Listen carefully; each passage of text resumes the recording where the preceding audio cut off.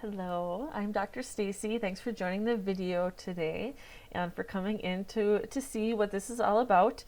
Today I wanted to talk about the power of language and how words are so powerful and influence our attitudes, our interpretation of things, how we view the world and our perspective, and what really triggered this video and the idea behind it and some of the thoughts that I've been having and wanting to share is the change from Autism Awareness Month to Autism Acceptance Month, and thinking about those changes of words from awareness to acceptance and what that means. And for me, really, awareness is a word that I interpret as promoting education, promoting understanding, and then acceptance to me tends to be more of it is what it is. We can't change this. A person, right, like is who they are, and we should embrace that, and that really comes from building on that awareness. So once we have the education and the knowledge, then having that acceptance, in particular with autism, and how do we help autistic individuals become a part of our neurotypical dominant society when that neurodiversity is so amazing and there are so many wonderful things that come from it, and what can we do to help promote that acceptance of autistic individuals. This then goes into the identity first language that is preferred by many autistics because just many self-advocates and allies prefer the term autistic because it's part of a person's identity. It's not something that goes away.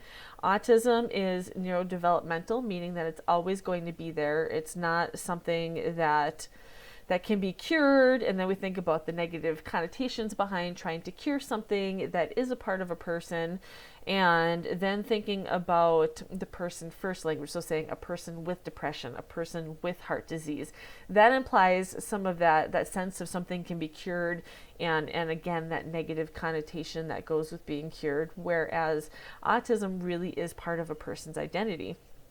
So a lot of parents and professionals tend to prefer that person first language for part of the humanity, just promoting that humanity of an individual and recognizing that. At the same time, because autism is developmental in nature, it doesn't go away, and it does influence who a person becomes and their identity. And so that's why many autistics do prefer the identity first language of being kind of with that term autistic. They are trying to navigate a neurotypical world that continues to try to force them to be neurotypical despite the amazing things that come out of neurodiversity.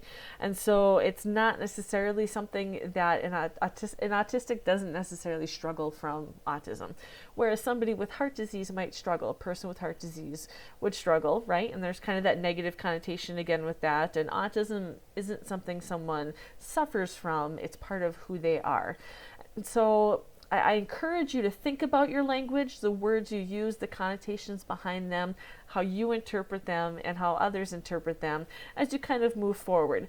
But because the identity first language is preferred by many autistics, that is the language that I use in session. I'm trying to retrain my brain to be aware of that and to be mindful of the words that I'm using, because there is a lot of power behind that identity and the importance of that identity as one continues to grow and develop.